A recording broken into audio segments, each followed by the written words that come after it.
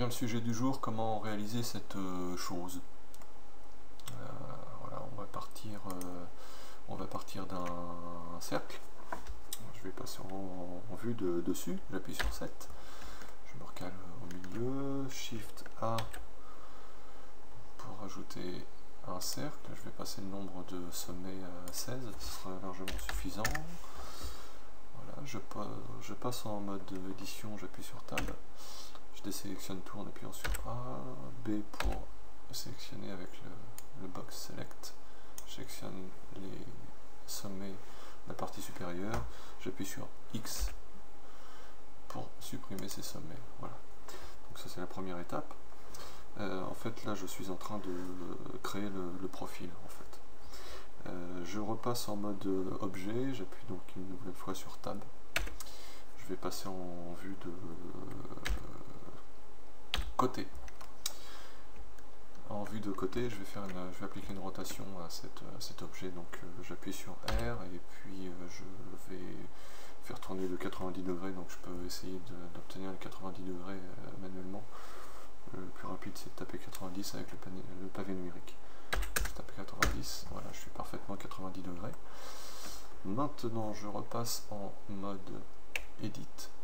Voilà, je sélectionne tous mes sommets avec la touche A. Et je vais appliquer ce qu'on appelle un shear. En fait, je vais écraser ma forme vers la partie gauche de l'écran d'un facteur -1. Je vais vous expliquer après le but de la manœuvre, en fait, ce sera plus visuel. Donc les raccourcis je les connais pas tous par cœur, donc quand il m'en manque un, j'appuie sur la touche espace, je tape ce que je cherche, donc shear. Bon, je l'avais déjà tapé précédemment. Voilà, je valide. Et donc je vais, si je fais glisser mon curseur vers la gauche, je vois que ma forme s'écrase, enfin se déforme dans l'axe horizontal. Je vais taper -1. Voilà, alors qu'est-ce que ça fait ça? En fait, voilà, je valide. Ce que ça fait, c'est que si je repasse en vue de dessus, j'ai bien un arc de cercle. Si je passe en vue de face, j'ai également l'arc de cercle. Si je passe en perspective, en fait, je m'aperçois que j'ai bien écrasé en fait ma forme et j'aurais pas obtenu un demi-cercle si je m'étais contenté de faire pivoter mon demi-arc de cercle de 45 degrés. En fait, si je l'avais vu de dessus, j'aurais vu un ovale et pas un demi-cercle. Voilà, donc mon profil n'aurait pas été correct. Voilà, une fois que j'ai fait ça, je repasse en mode en vue de côté. Tous mes sommets sont sélectionnés, donc je vais faire une extrusion sur l'axe Y. Donc j'appuie sur la touche E, j'emmène tout ça vers la droite. J'appuie sur la touche Y pour contraindre sur l'axe Y. J'emmène tout ça vers la droite. Je n'ai pas de mesure précise, donc je m'arrête quand je veux. Je confirme en appuyant, en cliquant à gauche. Voilà. Maintenant, je voudrais que tous mes points soient bien verticaux, donc je vais faire un scale sur l'axe Y. Donc j'appuie sur S, je sélectionne l'axe Y, et je veux que tout le monde soit à la même abscisse, donc je veux un décalage de 0 entre tous mes points. Donc j'appuie sur 0, et comme par miracle, tous mes points sont alignés. Je confirme en appuyant sur Entrée. Voilà, je désélectionne tout, je vais sélectionner mes points de départ ici. Alors je vais juste m'assurer d'une chose, par défaut cette case là est désactivée, c'est à dire que si je reprends mon box select, j'appuie sur B, je sélectionne tout ceci, en fait je me suis trompé, voilà, là par défaut c'était désélectionné, je recommence, j'appuie sur H, je désélectionne tout, je passe en mode vue de côté. Voilà. Là je suis en configuration par défaut de Blender, c'est-à-dire que cette case là est désélectionnée. Si j'appuie sur B, je sélectionne ici, en fait je pense avoir tout sélectionné, en fait j'ai sélectionné que la moitié. Je n'ai sélectionné que ce qui est à l'avant-plan.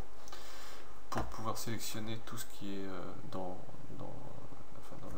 le viseur, y compris ce qui est à l'arrière-plan, c'est-à-dire les sommets qui sont cachés par ceux de l'avant-plan. Je dois activer cette touche, et donc je vais repasser en mode de côté, je désélectionne, j'appuie sur B, je sélectionne tout et là j'ai bien tout sélectionné. Voilà. Alors une fois que j'ai fait ça, je vais extruder vers le bas. Donc j'extrude, je contrains sur l'axe Z, j'emmène tout ça vers le bas, je l'emmène un petit peu plus, et de la même manière que j'ai fait pour aligner ici sur l'axe Y, pardon, je vais aligner sur l'axe Z. Donc un scale, donc j'appuie sur la touche S, je contrains sur l'axe Z et je veux que tout le monde soit à la même ordonnée. Donc j'appuie sur 0 et tout le monde est aligné. Je confirme en appuyant sur Entrée. Voilà, donc j'ai presque fini de fabriquer ma forme. Maintenant ce qui me manque c'est cette face-ci, cette face-ci, celle-là et puis la face du dessous. Comment est-ce que je vais les réaliser? En fait je vais utiliser une propriété qui est intéressante dans Blender, qui n'existe pas dans SketchUp, qui est la possibilité d'extruder des points. Et je vais changer un paramètre, et ici je vais m'assurer que je peux me servir d'un système qui ressemble un petit peu aux inférences de SketchUp. Je vais activer ce qu'on appelle le snap sur ce qui s'appelle les vertex dans la version originale de Blender, la version en anglais, c'est-à-dire les sommets. Voilà. En fait, ça peut paraître un peu abscon, vous allez tout de suite comprendre de quoi je parle. Je l'active, je vais extruder ce point vers le bas, je vais contraindre donc l'extrusion sur l'axe Z, voilà, et je vais appuyer sur la touche CTRL, et je veux que ce point-ci, ce point que j'extrude soit aligné en fait sur le point le plus bas ici. Donc je suis en mode extrusion, j'appuie sur CTRL, je vais aller chercher mon point, et voilà, en fait le snap il se passe à ce moment-là, en appuyant sur CTRL. En fait l'extrusion est forcée de manière à ce que les deux points soient alignés en hauteur. Voilà. Donc je confirme en appuyant sur le clic gauche de la souris. Voilà. J'ai réalisé mon extrusion. Ensuite j'ai plus qu'à compléter ma face en sélectionnant les 4 sommets. Donc, je sélectionne celui-ci, celui-ci, celui-ci, celui-ci, j'appuie sur la touche F et je réalise ma face. Même chose ici, je sélectionne ce point que je vais extruder vers le bas, E pour extruder, Z pour contraindre vers le bas, CTRL pour activer le snap, je choisis mon sommet de référence, je confirme en appuyant, en faisant un clic gauche, pardon. Voilà. Ensuite je sélectionne mes 4 sommets, 2, 3, 4, j'appuie sur F et je réalise ma face. Il ne reste plus que 2 faces à créer. Alors en fait c'est plus compliqué que 2 faces, parce qu'une face dans Blender ça ne peut contenir que 3 ou 4 sommets. Voilà. Donc il y a plusieurs méthodes en fait pour réaliser cette partie de l'objet. La méthode que j'utilise n'est pas forcément la meilleure, c'est peut-être une méthode un peu bourrin. Ça peut être un petit peu rébarbatif, mais on est souvent confronté dans Blender à ce genre de situation quand on fait de la modélisation. Il ne faut pas être surpris. Je sélectionne ces points et je vais les extruder vers le bas. Donc j'appuie sur E pour extruder, je contrains sur l'axe Z en appuyant sur Z, je les emmène vers le bas, je m'arrête à peu près n'importe où, peu importe. De la même manière que je l'ai fait quand j'ai extrudé vers le bas la partie arrière, je vais aligner tous mes points. Donc j'appuie sur S pour faire un scale, je contrains sur l'axe Z, j'appuie sur 0 et mes points sont alignés. Et je vais encore me servir de mon système d'inférence, de mon snap. J'attrape la poignée ici, donc je suis prêt à faire bouger dans le plan vertical mes points. J'appuie sur CTRL pour activer le système d'inférence. Voilà, je sélectionne mon point de contrôle, je relâche et mes points sont bien placés. Ensuite j'ai plus que 2 faces à créer. Je sélectionne les sommets, voilà, je clique sur F pour créer la face et idem ici. Voilà, F. Voilà, donc ma forme est quasiment terminée, j'ai plus que cette partie inférieure à boucher, donc là c'est parfaitement bourrin, rébarbatif, mais il faut en passer par là. Voilà, je sélectionne 4 points, j'appuie sur F, je sélectionne 4 points, j'appuie sur F, je sélectionne 4 points, j'appuie sur F, etc. etc. Voilà, je fais attention de ne pas sélectionner plus de 4 points ou de sélectionner les bons, d'autant que je pourrais par transparence facilement sélectionner des points qui sont dans un arrière-plan. Ce serait pas fort, non, ce serait pas formidable. Je continue F, encore de face. Voilà, F, et puis je fais bien gaffe à ce que je sélectionne ici. Voilà, hop, hop, hop, hop. Voilà, c'est fait. Donc la forme de base est réalisée. Donc bon, je désélectionne tout par principe, et je repasse en mode objet pour voir à quoi ça ressemble. Voilà, ça ressemble à ça. Alors, je vais repasser en mode. Voilà, ici je vais monter pour pas faire d'artefact d'affichage. Voilà. Donc voilà, ma forme ressemble à ça, donc deux problèmes. Le problème c'est que c'est pas lissé, ici. Le deuxième problème c'est que, comme j'ai choisi un arc de cercle avec seulement 8 sommets, puisque j'en ai effacé la moitié dès le départ, bon, j'ai quelque chose qui est bien crénelé, donc dans certains cas ça pose pas de problème, mais ça peut s'avérer relativement moche rapidement. Alors, une bonne idée, ça serait d'appliquer un subsurf, c'est-à-dire une subdivision de surface qui va donc artificiellement multiplier le nombre de faces et qui va normalement assez rapidement me résoudre mon problème d'angle un petit peu saillant ici. Donc, si j'applique un subsurf, voilà, j'ajoute un modifieur, subdivision surface, voilà, et j'obtiens une magnifique patate. Une magnifique patate, et j'aurais même dû le faire avant. D'ailleurs, je vais supprimer mon subsurf tout de suite. Voilà. Si j'appuie sur smooth, voilà, je résous un petit peu mon problème de lissage, mais je résous pas mon problème d'arête saillante ici quand on regarde la forme de profil. Donc j'ajoute mon modificateur subdivision de surface et j'obtiens la même patate, lissée certes, mais une patate quand même. En fait, il va falloir, si je repasse en mode edit, il va falloir indiquer à Blender que cette arête là, et puis les arêtes en fait qui sont ici, qui constituent la face inférieure, la face, cette face là, et puis ces deux faces ci et celle-ci, il faut indiquer à Blender qu'elles ne doivent pas être influencées par le modificateur subdivision de surface. Alors pour faire ça, il y a un outil dans Blender qui s'appelle le Crease. Donc je vais faire et qui s'appelle avec le raccourci majuscule E. Donc je vais sélectionner mes arêtes successivement. Et je dis bien successivement parce que si je sélectionne tout en même temps, en fait, je vais être amené à choisir des arêtes qui pour le coup doivent, elles, être influencées par le modificateur de surface. Donc il faut faire la manip en plusieurs étapes. Donc je vais commencer par celle-ci. Shift E, et vous allez voir tout de suite ce qui se passe. J'augmente le crease, et voilà, en fait, je baisse l'influence de mon modificateur jusqu'à l'annuler.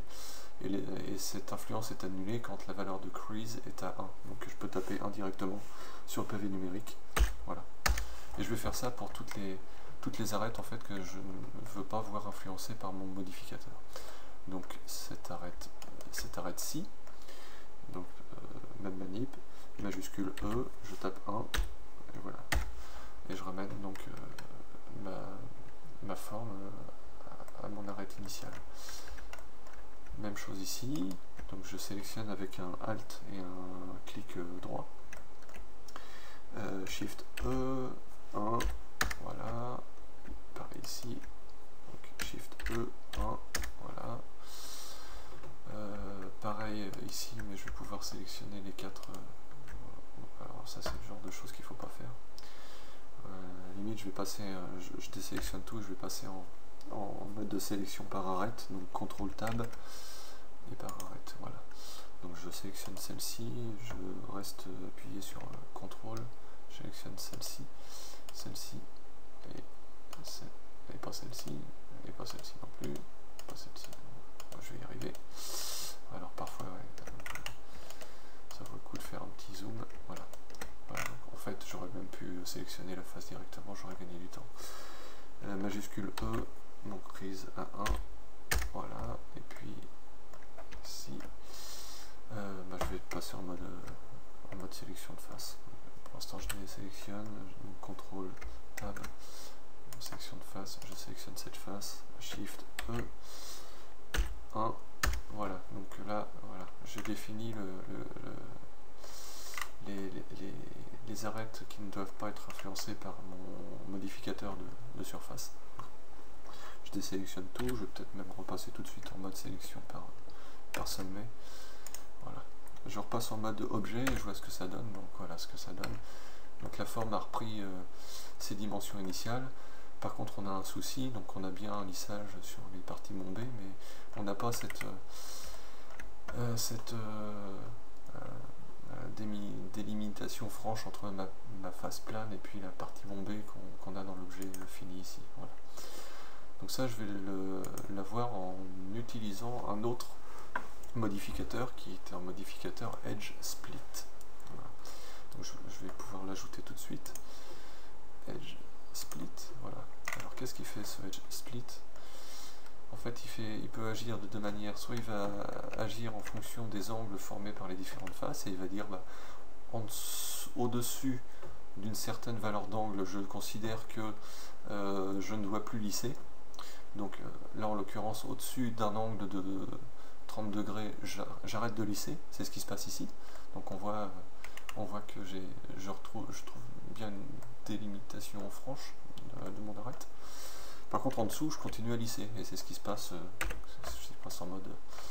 en mode edit, entre cette face-ci et cette face-ci, à moins de 30 degrés, donc je lisse. Voilà. Ça, c'est la première manière d'agir. La deuxième manière d'agir, c'est si l'utilisateur a défini des arêtes pour lesquelles, quel que soit l'angle, je ne dois pas lisser, et qui sont marquées comme on va dire tranchante en faisant une traduction littérale de sharp, à ce moment-là je ne lisse pas. Donc nous on va pas utiliser le edge angle. Donc si je le décoche, en fait je retrouve ma forme à peu près indéfinie. Par contre on va marquer quelles arêtes doivent être franches. Voilà, donc je passe en mode edit. Et en fait les arêtes franches seront les mêmes que celles que pour lesquelles j'ai défini un crease à 1. Donc je vais resélectionner ces mêmes arêtes.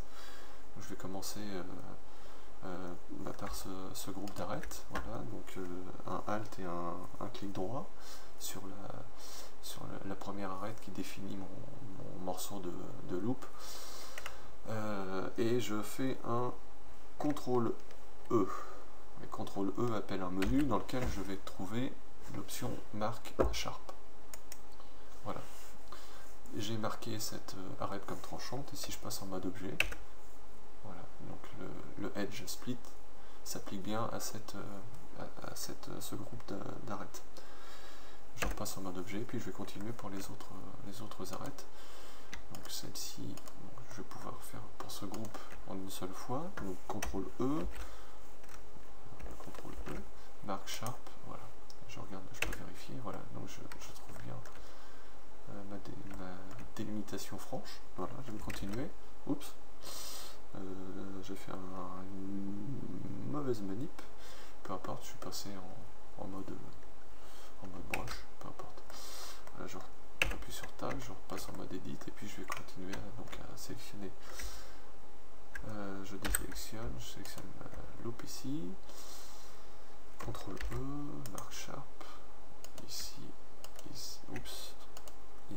Non, ça c'est déjà défini, donc ici CTRL E, Mark Sharp, je vais sélectionner ma face ici, voilà, hop, CTRL E, Mark Sharp, et puis il manque plus que cette loop ici, voilà, enfin cette boucle, pardon, CTRL E, Mark Sharp, voilà, normalement on a terminé avec la modélisation de cette chose.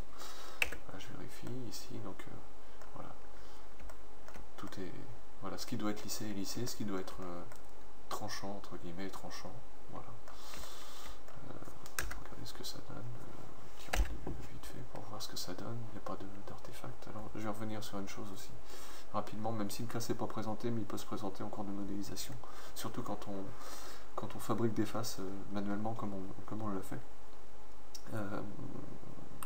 Je sors de cette vue. Voilà.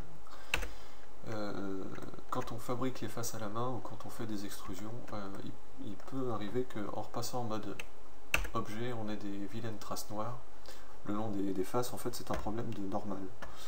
Ça se résout très facilement en recalculant les normales. Donc on passe en mode edit, on sélectionne tout en appuyant sur A, et puis on va dans ce menu à gauche. Il y a un petit bloc qui s'appelle Normals, on appuie sur Recalculate, et en principe le problème est réglé. Voilà, et on se débarrasse de ces vilaines traces noires. Voilà pour la modélisation de cette chose, un petit peu moins simple que dans SketchUp.